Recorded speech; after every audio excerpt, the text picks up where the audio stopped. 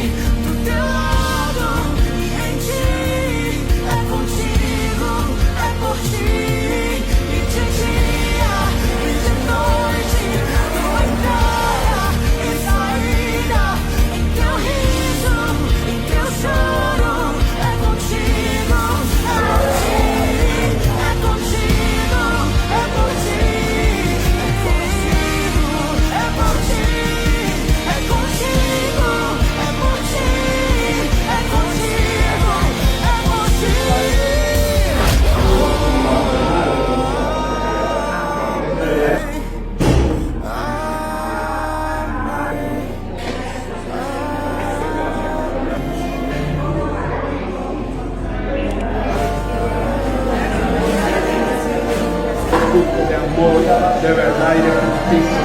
Padre, oro por su vida, oro por su familia. Pido que esta rodilla, Señor. Cada día empezar de nuevo. Voy a seguirte. Yo no sé si les conté ya mi primer contacto con lo ilegal en mi infancia, que surgió en una panadería de mi barrio. No sé, creo que ya conté, pero si no te conté, allá en la edad de los 6 años más o menos, mi mamá me mandó ir en una panadería. Y yo me recuerdo hasta hoy el nombre de la panadería. Padaria en portugués, ¿verdad? São Donato, en la ciudad de Izara, en el barrio de Vila Nova, donde yo crecí. Y siempre me iba con la lista de mi mamá y con el dinero justo y un poquito más por si había un cambio de precio, ¿no? Entonces compré todo lo que estaba en la lista que mi mamá me pidió. Y siempre en esa época que yo era niño, estaba comenzando la moda del Kinder Ovo. Ese chocolate que viene con la sorpresita dentro, ¿no? Y demasiado me gustaba, Vivi, demasiado me gustaba el Kinder Ovo. Pero nunca sobraba para el Kinder Ovo, era un lujo en mi infancia. Era un chocolate que muy pocos tenían acceso. Los niños que llegaban en el colegio con un Kinder Ovo en el recreo eran los más bendecidos económicamente, por así decirlo, ¿no? Entonces ese día hice todas las compras de mi mamá, compré el pan, compré leche, las cosas que estaban en la lista. Voy a la caja, pago y cuando termino de pagar, la cajera me devuelve. Yo no recuerdo si era ya el real o otro dinero de la época. Lo que sí que me recuerdo exactamente que en el vuelto había 2 a más. Si era real, sería 2 reales a más. Me acuerdo perfectamente que era 2 a más. Y conté el dinero enfrente a la caja y dije a la cajera, acá hay vuelto a más. Y el dueño de la panadería estaba cerca viendo eso.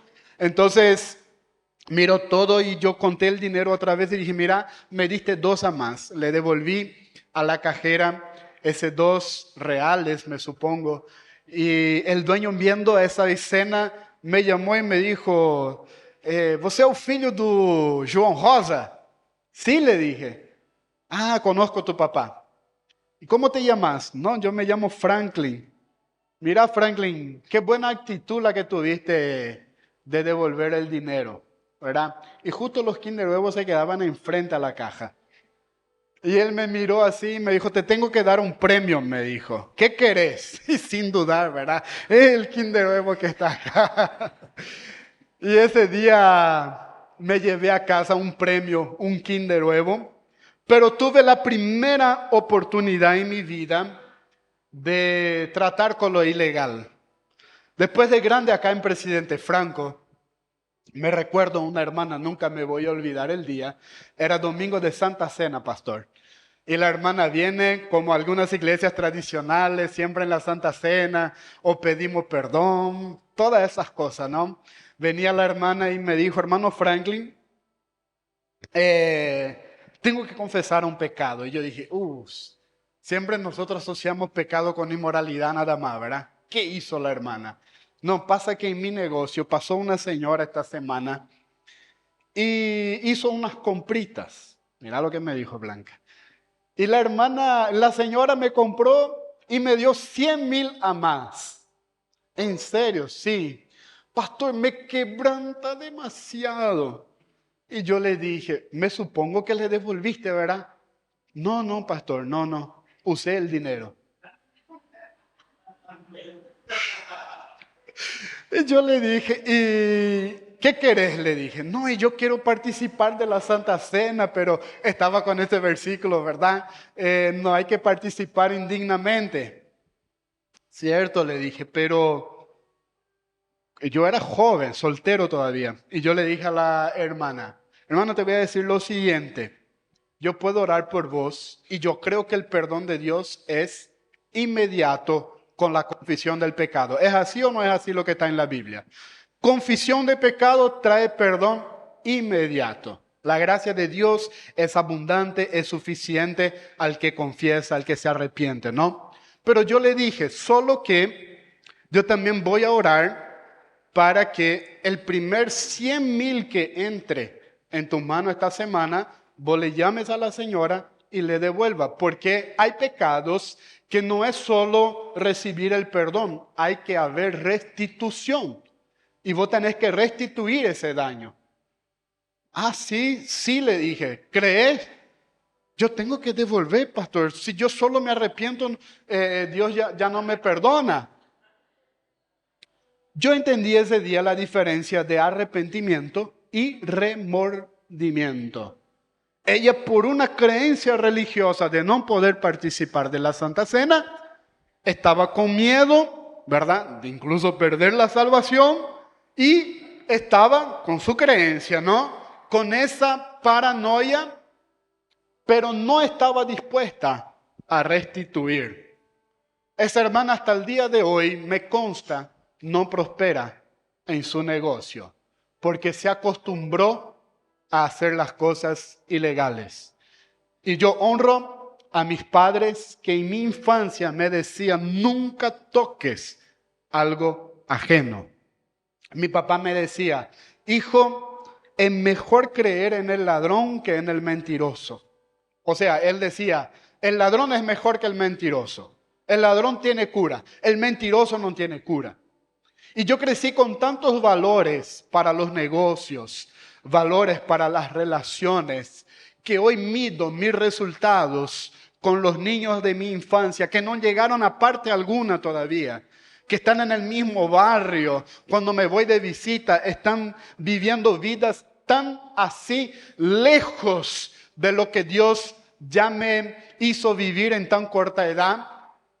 Entonces, honro a mis padres por inculcarme los valores, y honro porque aquel día podía ser, ¿verdad?, mi primer acto ilegal que podía iniciar una conducta que sería muy difícil de tratar a lo largo de mi vida. Pero gloria a Dios por las buenas enseñanzas. Amén.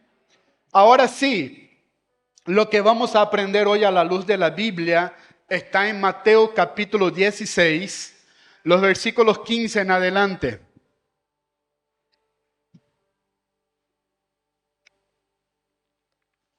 Si el tiempo me permite llegar al final de la prédica, tengo una enseñanza con esa manzana para el final. Y así que si no llegamos a lo que quiero llegar, me como la manzana y les doy el próximo domingo. Amén. Vamos a leer lo que creo ser dentro de la Biblia uno de los pasajes más controversiales que hay. O sea, de aquí se formó un imperio religioso y de aquí para mí también se formó la mayor ignorancia que los creyentes, que los cristianos tenemos acerca de la iglesia de Jesús. Pido al Espíritu Santo que hoy lleves a casa un entendimiento de la iglesia de Jesús, que hoy va a ser solo introducción. La conclusión con material en mano vas a recibir el 7 de junio en la reunión ministerial. Para dejarte curioso nada más, mira lo que vamos a aprender el viernes 7. Amado, si me prestas atención te agradezco porque ya empecé la prédica. Solo para dejarte curioso nada más, di conmigo, Cesarea de Filipe. Cesarea de Filipe es una ciudad donde Jesús estaba cuando hizo la proclama de los versículos que vamos a leer enseguida. Vas a entender el 7 allá, el viernes, significado literal y espiritual de la palabra iglesia mencionados por Jesús. Y también algo que vas a aprender el 7, cómo se tradujo la palabra iglesia del griego al latín, a la vulgata, al alemán, al inglés, al portugués y al español. Tremendo cómo una palabra cambió tanto el transcurso de lo que Jesús proclamó ese día. Vamos a la proclama de Jesús, Mateo 16, versículos 15 en adelante. Dice así: ¿y ustedes, quién dicen que soy yo?, preguntó Jesús. Tú eres el Cristo, el Hijo del Dios viviente, afirmó Simón Pedro. Y Jesús le respondió: dichoso tú, Simón, hijo de Jonás, porque eso no te lo reveló ningún mortal, sino mi Padre que está en el cielo. A mí me gusta Reina Valera cuando dice, no te lo reveló carne ni sangre. Es un chiste que hacemos cuando alguien suelta una palabra muy buena. Nosotros le decimos, ¿verdad? Como chiste, no te lo reveló carne ni sangre. Es lo que Jesús habló aquí. 18. Este es el versículo que quiero que lleves en tu corazón hoy y que arda esta semana para que aprendas. Yo te digo que tú eres Pedro. Sobre esta piedra edificaré mi iglesia y las puertas de los dominios de la muerte o las puertas del infierno no prevalecerán contra ella. ¿Contra quién? La iglesia. Te daré las llaves del reino de los cielos. Todo lo que ates en la tierra quedará atado en el cielo, y todo lo que desates en la tierra quedará desatado, ¿dónde?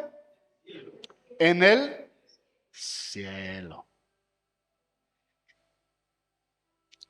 Desde esta proclama del Señor Jesús, las cosas cambiaron definitivamente para los discípulos y para todos los que vendríamos, nosotros también, a creer en el Señor Jesús. Había por ahí, y hasta el día de hoy hay gente que se pregunta, ¿quién fue Jesús de verdad? ¿Fue un hombre más que nació, que tuvo una vida increíble, como un buen filósofo que pasó por la tierra? ¿Verdad? Fue el mayor socialista, algunos quieren decir, que ya existió, vino a ayudar a los pobres. Y había esa pregunta ya en los días de Jesús, entre todos ellos. Pero de verdad, ¿quién es este? ¿Quién es Jesús? Para muchos, el hijo de Doña María y de don José. Para otros, él era Elías que se reencarnó, que volvió a nacer. Pero Jesús llegó ese día en la ciudad de Cesarea de Filipo. Eso solo viernes te puedo dar.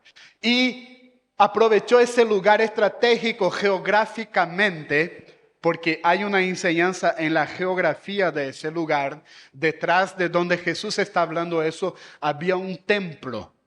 Pero te estoy dando mucha información ya, es para viernes, para dejarte curioso. Lo que sí es que Jesús le pregunta a los discípulos, ¿y ustedes? Dime ustedes, ¿qué creen que yo soy? Y Pedro siempre era el más rápido. ¿Se acuerdan que Pedro no pensaba dos veces, verdad?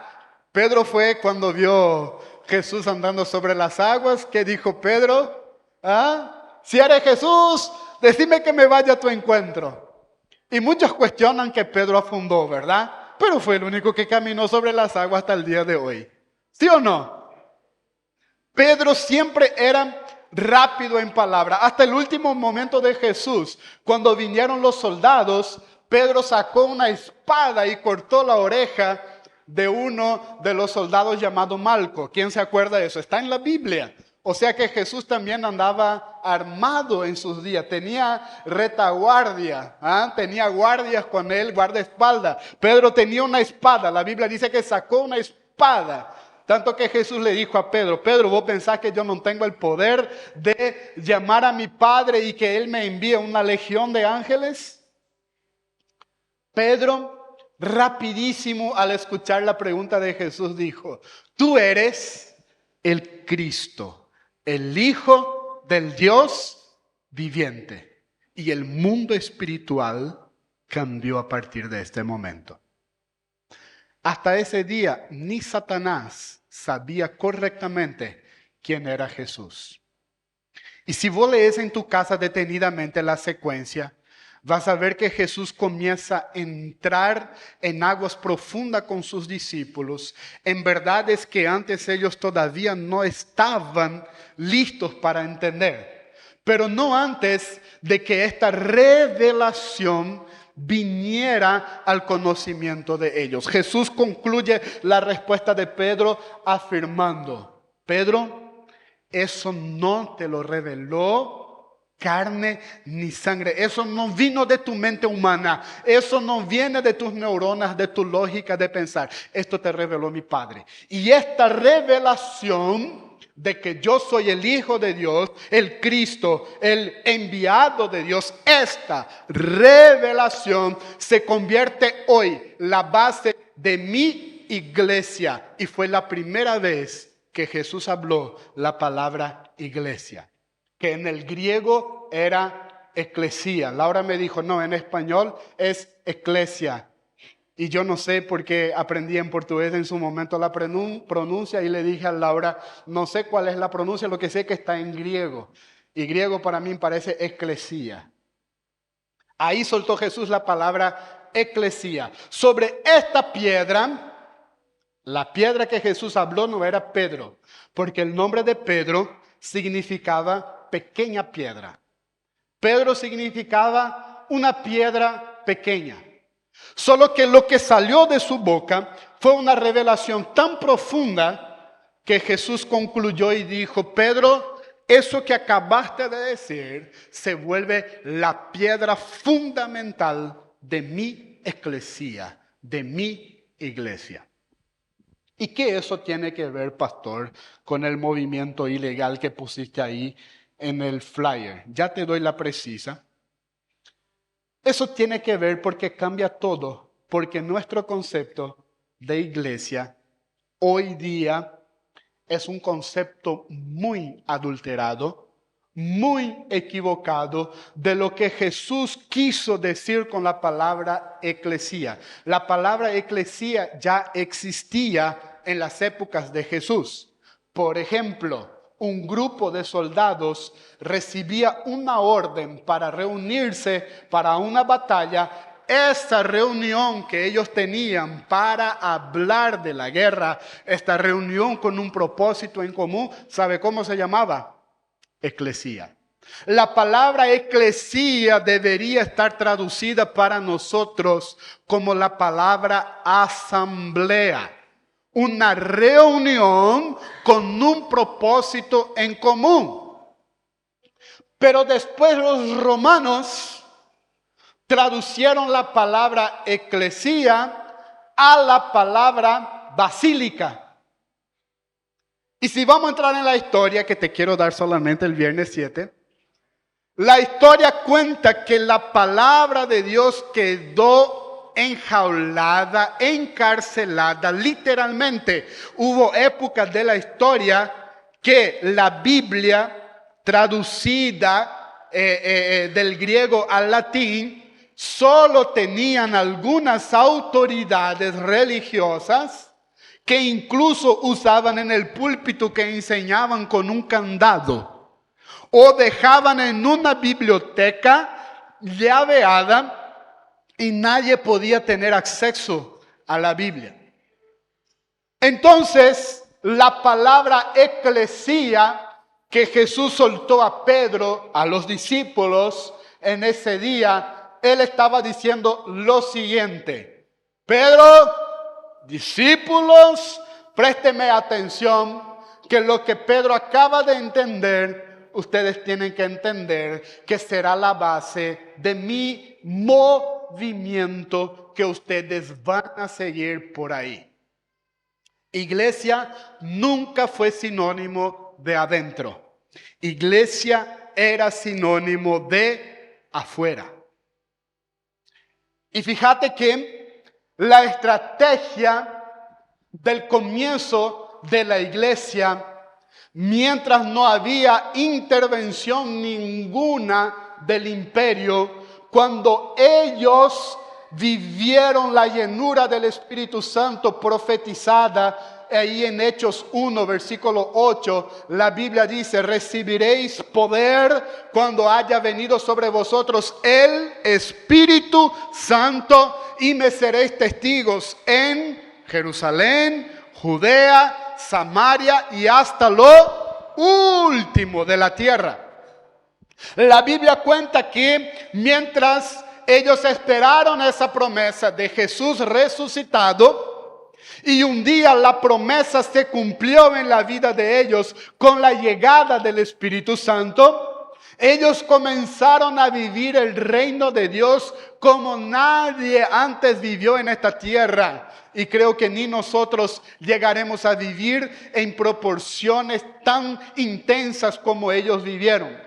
Recibieron la llegada del Espíritu Santo, hablaron nuevas lenguas, manifestaron el poder de Dios para sanar enfermos. Pedro en la primera prédica gana más de 3,000 almas.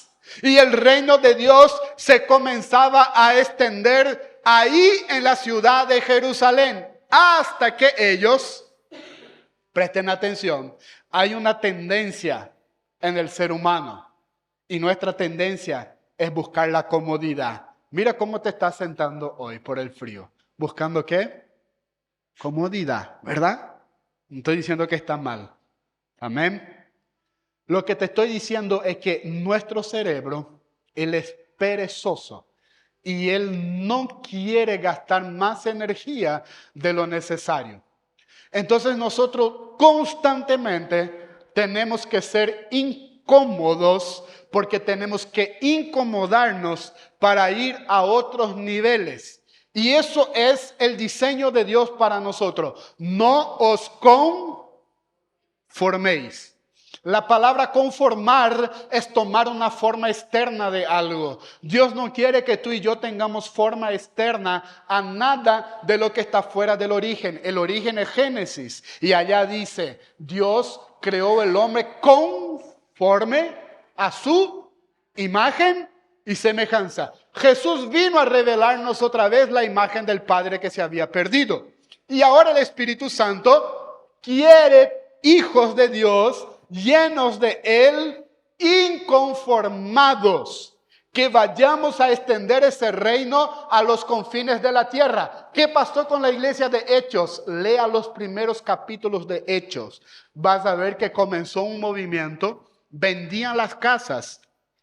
¿Cuántos se acuerdan de la famosa historia de un hombre que trajo una ofrenda al Señor y murió en el instante? ¿Quién se acuerda su nombre?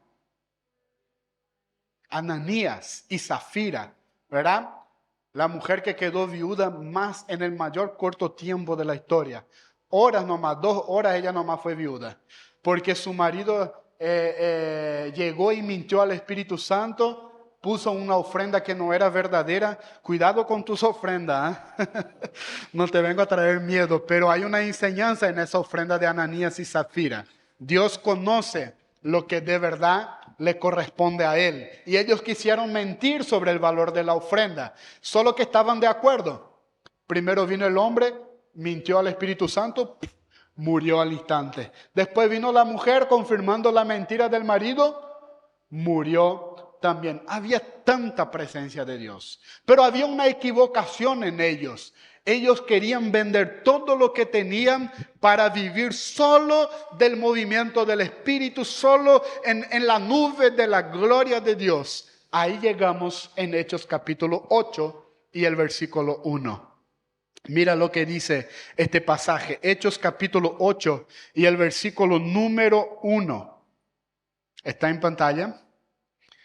Saulo estaba allí aprobando la muerte de Esteban. Aquel día se desató una gran persecución contra la iglesia en Jerusalén. Y todos, excepto los apóstoles, se dispersaron por las regiones de Judea y Samaria. Pero allá en Hechos 1:8 el orden fue clarito. Recibiréis poder cuando venga el Espíritu Santo, seréis testigos comienza en Jerusalén, pero no se olviden de Judea, no se olviden de Samaria y no se olviden de los confines de la tierra. Ellos ya cayeron en el primer fanatismo religioso de la historia. Ya querían solo el evangelio para Jerusalén.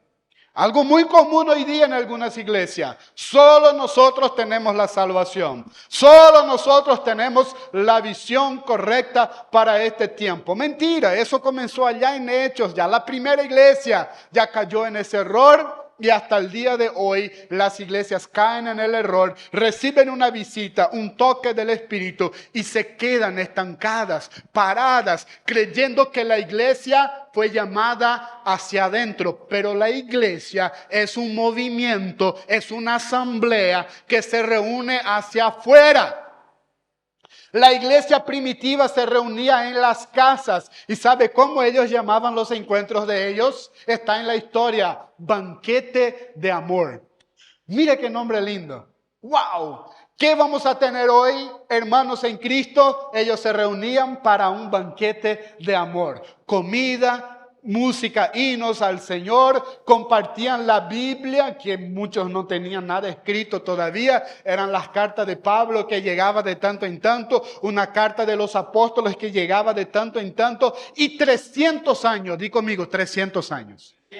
La iglesia se convirtió en el movimiento ilegal más legal que existió. ¿Sabe por qué ilegal? Porque el imperio de Roma consideró a los cristianos ilegales. ¿Sabe por qué? Porque ellos no reconocían el emperador como rey de ellos. Ellos reconocían que Jesús era el único rey. Presta atención.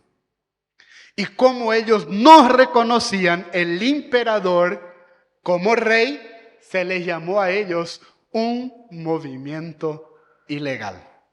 Eso está en la historia. Los cristianos, tus primeros hermanos de la fe, los que cargaron esa verdad de eclesía, los que cargaron esta verdad revelada a los apóstoles de Jesús, los que cargaron esa primera llenura del Espíritu Santo, fueron cruzando fronteras, fueron cruzando ciudades de aquel entonces, pero donde ellos llegaban para congregarse, los de afuera miraban y decían, ese es el movimiento ilegal de los cristianos. La palabra evangélico se inventó recién, no está en la Biblia. Cristianos ilegales, hasta que llegó un hombre, Constantino, ¿verdad? Como es mi discípulo, ¿eh? En el año 313 se estaba preparando y estaba viendo. Mira cómo el diablo no es tonto. Esa época de los 300 años de la iglesia primitiva. ¿Se acuerdan la película esa del Coliseo de Roma? Gladiador. Eso muestra un poquito lo que vivieron algunos de nuestros hermanos. Eran entregados a los leones. Ellos morían por creer que Jesús era rey, por confesar la fe, ellos daban su vida. ¿Y ahí qué pasó en el año 313? El emperador Constantino vio ese movimiento y decidió legalizar el cristianismo. A partir del año 313 salió un edicto, eso está en la historia, podés buscar. Salió un edicto que el cristianismo ahora iba a ser una religión legal. Años después, el tipo fue tan audaz, ese emperador, fue tan así pretencioso, que él mismo, un emperador, supuestamente se convirtió al cristianismo. Y desde ese entonces comenzó la iglesia, la eclesía, el movimiento de hijos de Dios que se reunían en las casas para comer, sinagogas que ya los judíos habían construido antes de la gracia. Ellos se juntaban ahí para hablar de las cosas de Dios, grupos pequeños.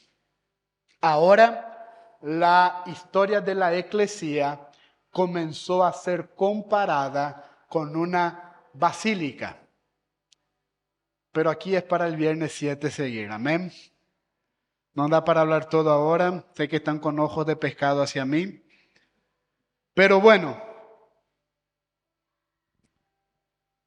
Hadassah y Brian son chicos, pero ya entendieron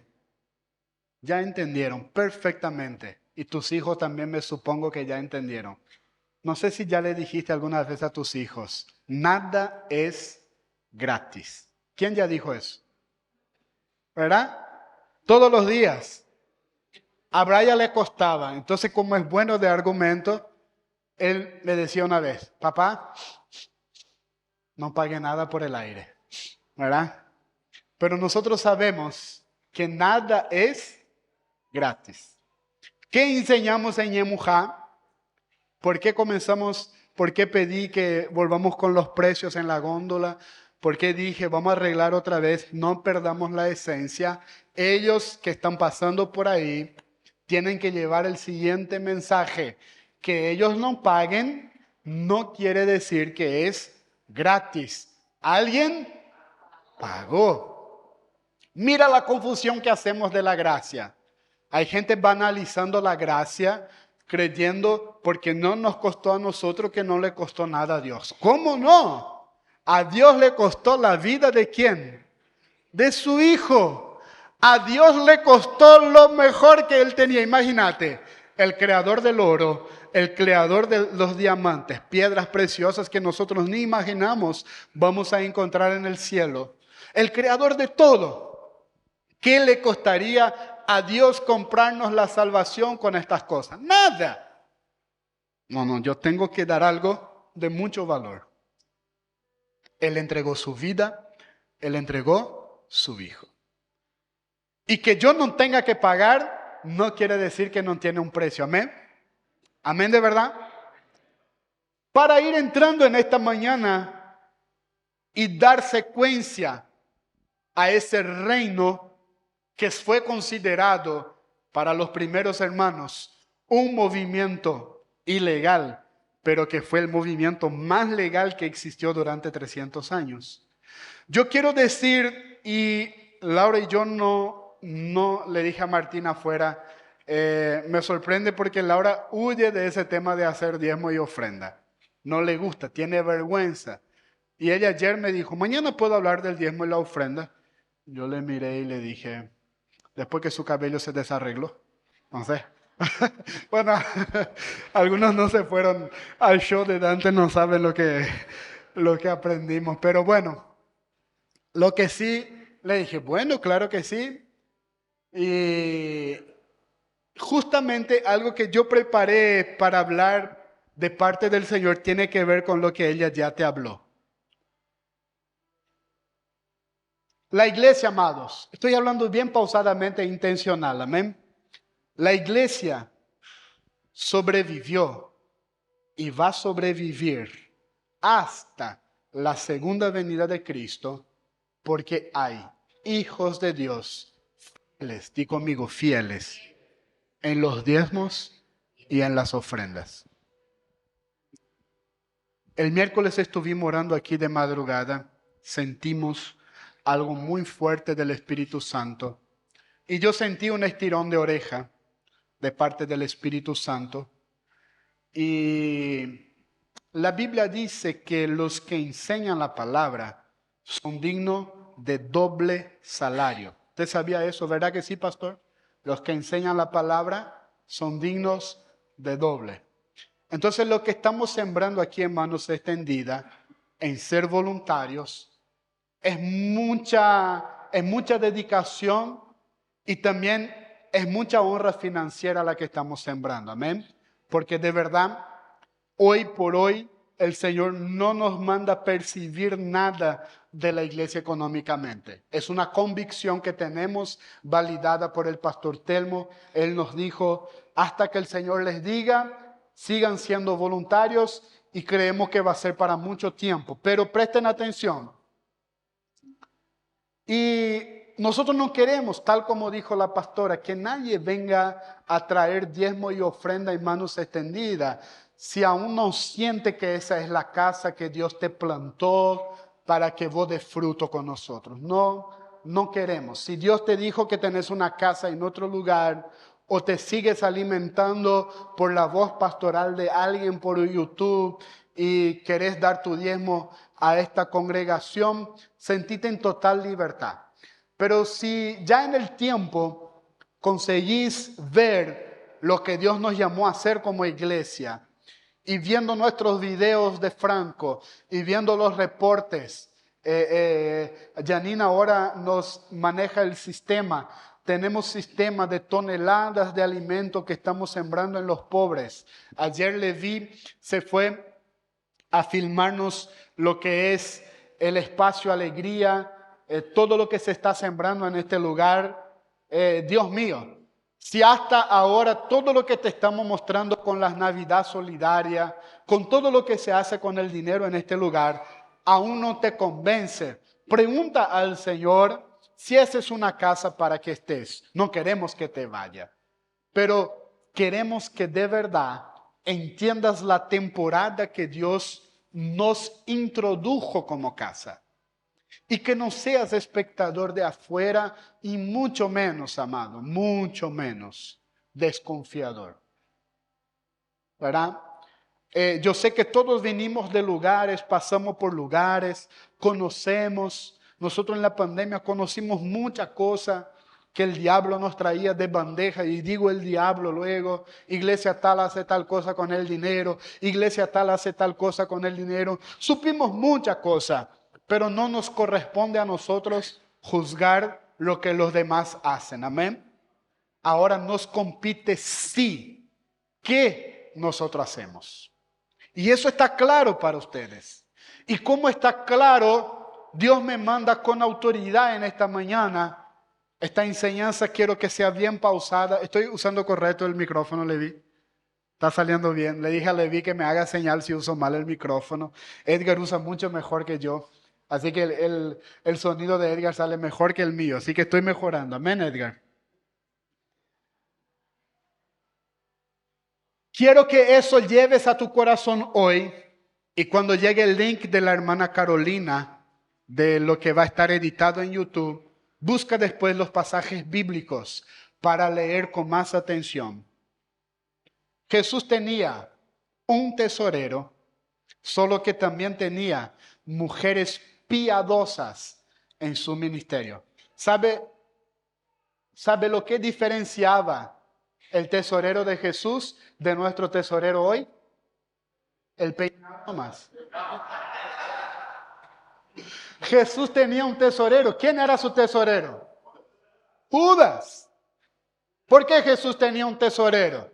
Porque juntaba diezmo y ofrenda, amado. Jesús nunca habló mal del diezmo. Jesús nunca habló mal de las ofrendas. Vamos a ver un pasaje, Lucas 8, versículos 1 al 3. 8, capítulo 8 de Lucas, versículo 1 al 3. Después de eso, Jesús estuvo recorriendo los pueblos y las aldeas, proclamando las buenas noticias del reino de Dios. Lo acompañaban los 12 y también algunas mujeres que habían sido sanadas de espíritus malignos y de enfermedades. María, a la que llamaban Magdalena, y de la que habían salido 7 demonios. Aguanta a tu esposa, hermano. Amén. Juana, esposa de Cusa, el administrador de Herodes, Susana y muchas más que los ayudaban con sus propios ¿qué? Recursos. Nuestro modelo es Jesús. Amén. Amén. Jesús tenía tesorero. Jesús tenía mujeres que ayudaban su ministerio con recursos económicos. Pero no solo ahí. Jesús nunca habló contra el diezmo como los predicadores de YouTube que no rinde cuenta a nadie y quieren hablar del diezmo para confundirte, para meterte confusión en la cabeza. Para de escuchar. Pregúntate si ellos tienen de verdad costos fijos que mantener. Ellos son monetizados por el canal, por eso pueden hablar la payasada que quieren, y cuanto más payasada hablan, más ganan like, más ganan curiosos, más ganan plata.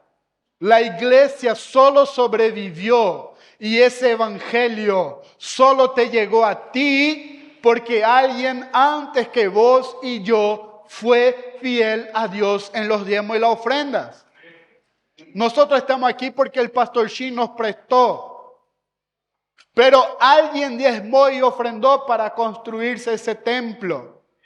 Hoy el banco está reformado. Hoy el banco tiene un lindo tapizado. Pero nos costó casi 15 millones en la época hacer la reforma. ¿Con qué? Diezmo y ofrenda. Hoy el baño siempre tiene los productos de limpieza, agua, papel toalla, porque alguien está diezmando y ofrendando. Ñemujá está funcionando para 60 familias, porque alguien está diezmando y ofrendando. Pero ¿qué Jesús habló del diezmo? Mateo 22, Mateo 23 y el versículo 23. Dice así, Mateo 23 y versículo 23. Hay de ustedes, maestros de la ley, esos que se creen entendidos por tener un canal de YouTube, entran acá también. Fariseos, hipócritas, dan la 10ª parte de sus especias, dan el diezmo, de la menta, el anís, el comino. En la época era todo agrícola, ¿verdad?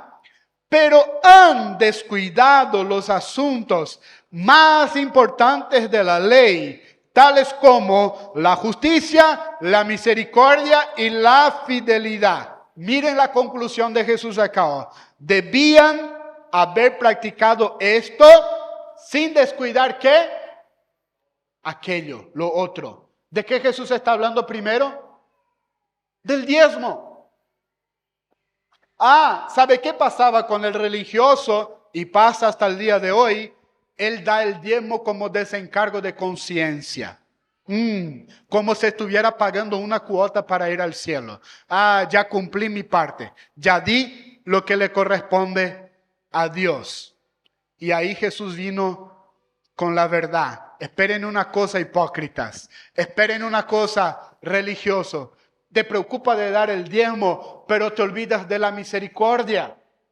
O sea, Dios quiere que en nuestro corazón haya primero amor y misericordia, pero Él concluye, tenga amor y misericordia, pero no te olvides de cumplir el otro. Y nosotros no podemos caer en el error de querer ser una iglesia de amor y misericordia y dejar de cumplir algo que el mismo Jesús habló que no debemos dejar de hacer. Lea la conclusión. Debían haber practicado esto. Di conmigo, misericordia. Sin dejar aquello. Di conmigo, diezmo. Clarito, más clarito, échale agua. ¿Estamos de acuerdo? Hay más. Ese que nos dijo amén no está de acuerdo, no hay problema. Lucas 20:25. Ah, pastor, quiero más de Jesús. Acá te dice, si con eso no te convenzo, amado, guarda tu diezmo para vos. No hay ningún problema. Lucas 20:25. Entonces dijo Jesús, denle al César lo que es de él y a Dios lo que es de él. Punto final. Hay creyente que hace eso, pastor. Yo no voy a dar mi impuesto, voy a dar todo en diezmo. Dios no quiere. A César lo que es del César. Ah, pastor, pero no, a mí me dolió mucho la semana pasada los impuestos. Yo discutí con mi contador en buenas palabras. Che, estamos pagando más impuestos otra vez. Y duele a los que estamos emprendiendo pagar impuestos. Duele en un país tercermundista que mira poco por nosotros, que poco apoyo tenemos, que compramos un vehículo y a los 3 años con las calles que tenemos, muchas veces ya tenemos que gastar mucho con el hermano Derlis, ¿verdad? ¿Por qué? Se nos descompone muy rápido. Pero el punto central es que Jesús nos manda pagar los impuestos. Nos guste o no nos guste. ¿Hay un amén? ¿Cuántos están al día con sus impuestos? No levanten las manos.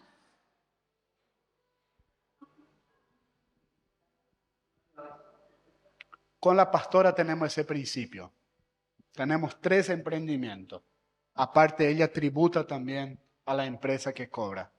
Y nosotros estamos delante de Dios al día con César y con Dios. Y no queremos ponernos bien con Dios. Vamos a dar. Y nos tentó muchísimo ahora lo de Franco. Porque Laura podía hacer muy bien un desvío de darle a César, ¿verdad? Para dar a otro, para dar a Dios. Aparentemente sería lo más correcto, lo más sensato, ¿no? En un país tercermundista. Pero la Biblia es una constitución por encima de la de Paraguay y por encima de la de Brasil. ¿Hay un amén? A César lo que es de César, a Dios. ¿Hay un amén otra vez? Uno más. Lucas 16:10. Lucas 16:10. Para mí ese pasaje habla de cuán espiritual es el dinero. Este pasaje mata a cualquier religioso de infarto. Ningún religioso que discutió conmigo consigue contestar, refutar lo que Jesús habló aquí. Presta atención, versículo 10 en adelante del capítulo 16. El que es fiel en lo poco, también lo será en lo... Y el que no es honrado en lo poco, tampoco lo será en lo mucho. Entonces, vamos a matar una vaca sagrada. Esos que están diciendo por ahí, pastor, yo conozco mi corazón, que cuando tenga más yo voy a dar. Mentira, te estás mintiendo a vos mismo. El poco es la materia prima que Dios te dio para probar lo que hay en tu corazón. Es materia prima. En otra época, mi coraje era mayor que ahora. Ahora me cuido más. Pero yo tenía una reunión en casa que venía gente muy humilde. Y yo les desafiaba. Pero yo me comprometía conmigo mismo, ¿verdad? Si trajiste solo para el colectivo, ofrenda al Señor, que Él va a proveer para tu regreso. Y muchas veces tuve que llevar gente lejos, no sabes lo lejos que vivían. Solo que eran las personas que después, en la semana, Dios sorprendía con puertas de trabajo. Porque nadie aquí en esta mañana es tan pobre que no tiene algo para dar. Hasta porque la Biblia dice que nadie puede venir delante de Dios con las manos vacías. Pastor, pero estoy en una situación en África. Los que ya me antecedieron, porque veo en mi espíritu que estaré en África un día alabando con esos niños tan alegre, ¿verdad? Y vamos a irnos como iglesia. ¿Cuántos se anotan conmigo en la caravana? Hay lugar todavía, vamos.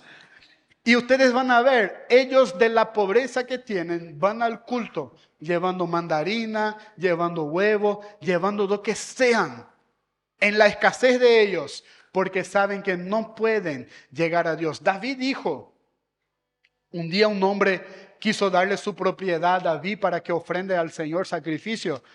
Y David dijo, ¿cómo eso? Yo no daré algo a mi Dios que no me cueste. Amén. Dios está esperando posición de nosotros de fe. Voy a comenzar a entrar en la unción profética. Yo creo en la unción profética.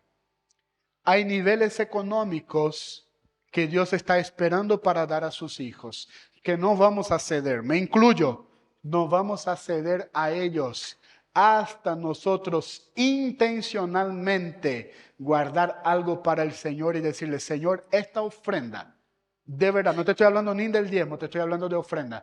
Esta ofrenda yo quiero traer a tu reino, a tu obra, y quiero consagrar a ti. Y estas ofrendas tienen poder en el mundo espiritual de desatar cosas tan grandes en nuestras vidas. Es como dijo la pastora el martes en nuestro refugio, contamos cosas muy íntimas, como Dios nos dio el primer vehículo, ofrendas. Como Dios nos sigue sorprendiendo hasta el día de hoy, ofrendas. Como Dios tiene cosas para darnos todavía y no van a venir sin siembra y cosecha, pero sigue. Por eso, si ustedes no han sido fieles en el uso de las riquezas deshonestas, Jesús le llama riquezas deshonestas lo que está en esta tierra. Dice más, ¿quién les confiará las verdaderas? Y si con lo ajeno no han sido fieles, ¿quién les dará a ustedes lo que les? Presta atención, ese dinero guaraní, dólar real que entra en tu mano, es la riqueza deshonesta que está ahí afuera. La que tenés que pelear, la que tenés que regatear, la que tenés que estar peleando. Bueno, Dios te está diciendo lo siguiente esta mañana con esta palabra. Si en ese dinero, y el nuestro, ¿verdad? Aquí de América Latina es bien sucio. Si ese dinero, ese que entra en tu mano, deshonesto, ese dinero ahí, vos no consigues dominar él, ¿cómo crees que Dios te va a dar riquezas espirituales? Ahí el religioso dice así, oh, pastor, yo no soy próspero, yo no tengo dinero, pero yo soy muy espiritual. Y ahí leyendo este pasaje, Jesús contradice al religioso que se cree espiritual por cantidad de oración, cantidad de ayuno, y Jesús coloca la balanza. No, espiritual para mí es quien tiene buena mayordomía de las riquezas mundanas. O sea, de aquel que domina bien su dinero, yo le confío riqueza espiritual. Es muy fuerte, pero no soy yo el que está hablando, es Jesús. No me mire con esa cara, ¿verdad? Como diciendo, ¿de dónde salió eso? Dile al que está a tu lado, está en la Biblia, hermano. Decirle, está en la Biblia. Nuevo Testamento, para que los religiosos que vean en YouTube después. Nuevo Testamento. Haceme un corte de ese, Levi. Nuevo Testamento. Ningún sirviente. Aquí viene la calladada final de Jesús, hacia, con el palo de golf de hoy. Ningún sirviente puede servir a dos señores, pues menospreciará a uno y amará al otro. O querrá mucho a uno y despreciará. Y ahí Jesús da la parte final. Ustedes no pueden servir a la vez a Dios y las... O sea, hay que entender el tema con el dinero. Dinero no puede ser nuestro Señor. Dinero tiene que ser nuestro esclavo. Nosotros tenemos que tener dominio sobre el dinero. Y si no entendiste hasta aquí lo que Jesús quiso decir, te voy a comenzar a decir cómo el dinero es la voz que más te habla en el día. ¿Quieres escuchar su voz? Quiero que imagines el restaurante mejor de Ciudad del Este hoy. El mejor que conoces. Saks se abre domingo, ¿verdad? Eleven tiene un buen asado también. Bueno, tal vez algunos pueden irse con su pareja y con sus hijos. Pero hasta ahí el dinero no te dijo nada. Pero te estoy diciendo que pienses en este restaurante después del culto, incluyéndole a tu suegra, a tu suegro, incluyéndole a tus cuñados. Ahí el dinero ya comenzó a decir, no, no entra, ese cuñado no. Aquel cuñado puede ser, pero vamos a ver hasta dónde el dinero te habla. Piensa en tus primos también. ¿Hasta dónde el dinero te deja invitar esta mañana? No te hablo de que seas tacaño. Si sos tacaño no invitaste ni la suegra, ya le dejaste por el camino. Pero, ¿hasta dónde el dinero te dice que podés invitar esta mañana? El dinero te dice qué podés vestir. El dinero te dice qué podés comer. El dinero te dice dónde podés viajar. Todo el tiempo vos querés hacer algo y el dinero te dice, hasta ahí podés. Hasta ahí podés. ¿Y sabe qué yo creo acerca del dinero? ¿Qué creo? Nunca mi creencia cambió en eso y no creo que ningún pastor me puede cambiar en eso que creo Dios ya me ministró. Dinero es herramienta. Y todo lo que yo tengo que hacer a Dios en la tierra, el dinero nunca será un problema. Ahora, ostentar marca, ostentar lujos, casas, ostentación, Dios no tiene compromiso. ¿Cuántos me entienden? Dios tiene compromiso con la expansión de su reino. Entonces a Dios le interesa bendecirnos económicamente cuando Él encuentra en nosotros generosidad para la expansión de su reino. Y de rebote nosotros vamos colmados de bendiciones. Dios no tiene problema con el dinero. El que tiene problema con el dinero somos nosotros. Laura dijo, y yo doy la parte buena de ella, gloria a Dios, porque ella es el freno de mano, porque ya sembré en tanta tierra que no valía la pena. Otro secreto, hay que sembrar en buenas tierras, amén. No podés salir por ahí. Lo de tu cuñado fue un solo ejemplo. No te lleve la carga de tus cuñados, fue solo un ejemplo. Pero para que veas cómo el dinero te predica, de que te levantas, ¿qué vas a desayunar? Ya el dinero te está predicando. Y Jesús dice con este versículo, no quiero que tengas otro Señor. Dame a mí primero que yo voy a comenzar a darte lo que te falta. Pero no me pongas por último, yo lamento, porque yo oro por muchas personas en sus finanzas. Y Dios responde y de repente se abren las puertas. Y lo primero que hacen es negligenciar con la parte que le corresponde a Dios o con el congregarse. Comienzan a negociar la bendición de Dios. Tu bendición es buscar el reino de Dios y las demás cosas. No mire la hora, ya se nos fue. Ponte de pie.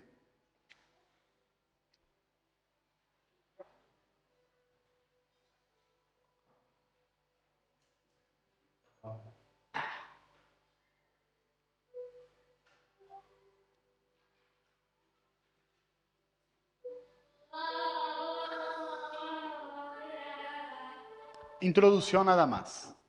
Seguimos la semana que viene. Pero concuerdo, no me preguntó Laura, pero concuerdo y te desafío. Lleva un sobre a tu casa después del culto.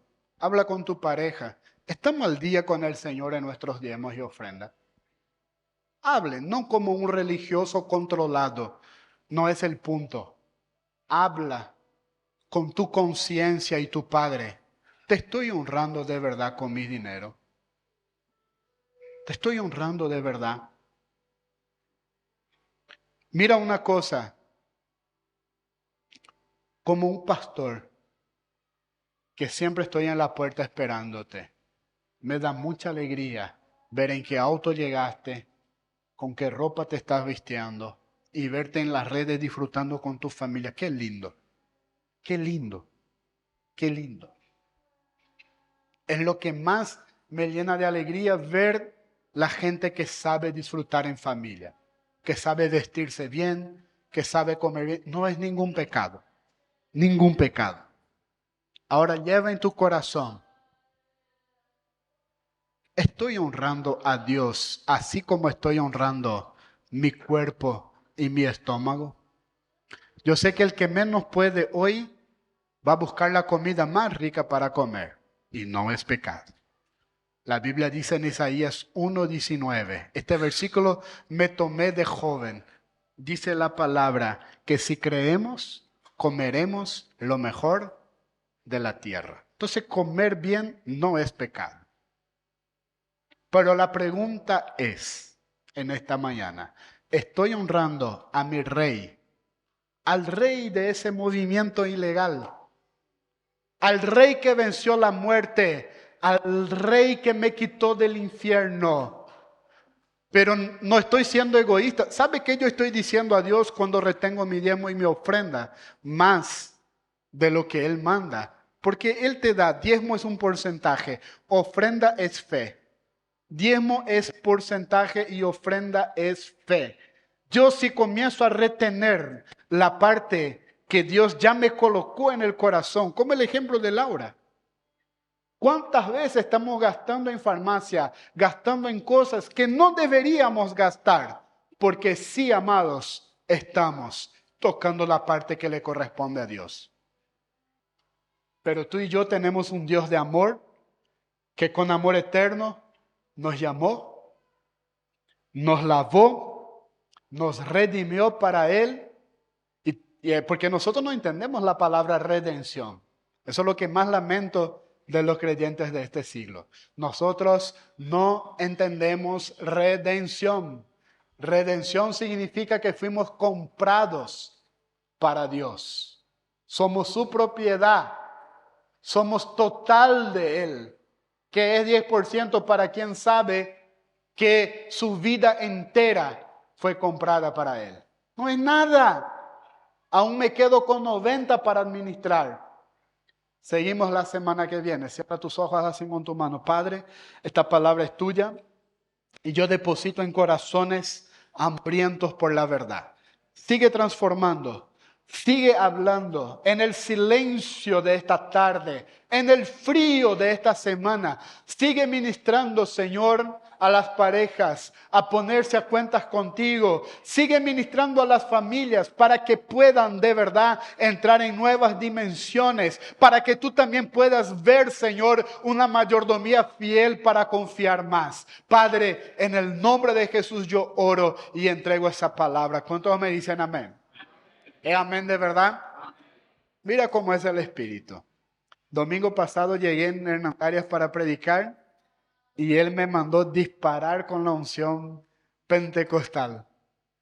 Y hoy me mandó a hablar en ese tono contigo. Estoy seguro que Él te habló. Estoy seguro que hay más para la semana que viene. Pero mastícalo, el video va a estar ahí con las citas bíblicas después abajo. Vuelve a ver, vuelve a estudiar y ponte a día con Dios porque estamos haciendo una gran obra y no podemos parar. Amén. Que Dios bendiga tu semana, que la gracia, el amor de Dios y la comunión del Espíritu Santo sea sobre tu vida. Amén.